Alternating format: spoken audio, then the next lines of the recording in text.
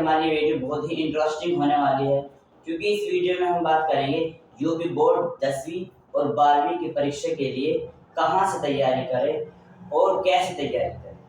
जैसा कि आप सभी को मालूम है कि यूपी बोर्ड के 10वीं के और 12वीं के एग्जाम होने में 5 से लेकर के 6 महीने अभी बाकी है। और अगर देखा जाए तो ये 5 से लेकर के 6 महीने कोई ज्यादा भी नहीं है।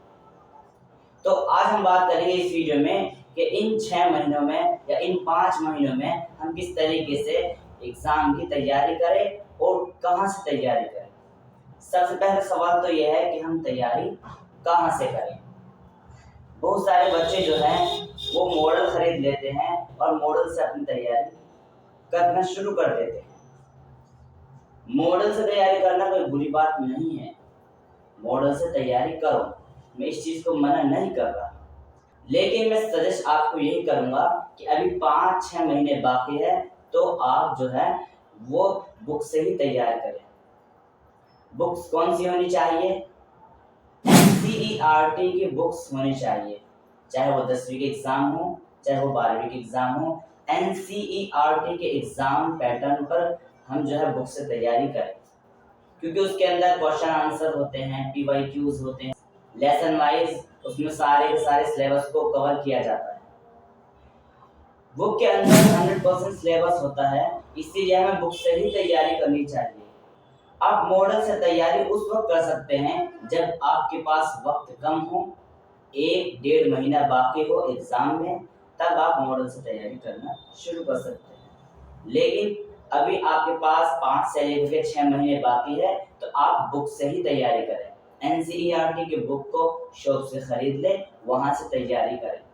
और तैयारी किन क्वेश्चंस की या फिर किन टॉपिक की करनी है, हम सबसे पहले ये देखें कि कौन कौन से क्वेश्चन ऐसे हैं जो 2024 में भी आया हो, 2023 में भी आया हो, 2022 में भी आया हो, और इस तरीके से ज्यादा क्वांटिटी में क्वेश्चन आया हो, उस क्वेश्चन की सबसे पहले हम तैयारी करेंगे।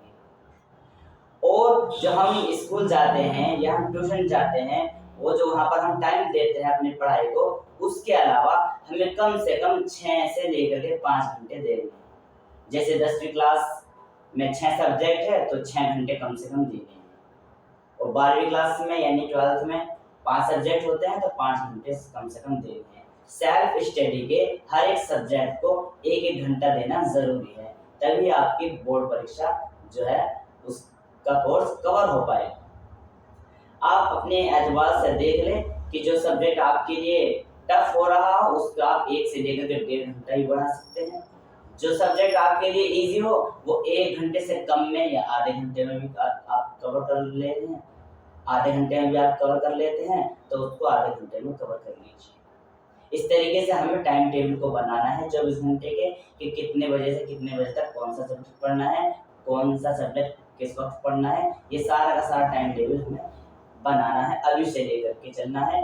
और टाइम टेबल जो है ये हम उस तरीके से बनाएं कि हमारा एग्जाम से 1 महीने पहले सारा सिलेबस कंप्लीट हो जाए, क्योंकि एग्जाम से 1 महीने पहले से हमें रिवीजन करना शुरू करना है, क्योंकि रिवीजन भी बहुत ज़्यादा ज़रूरी है।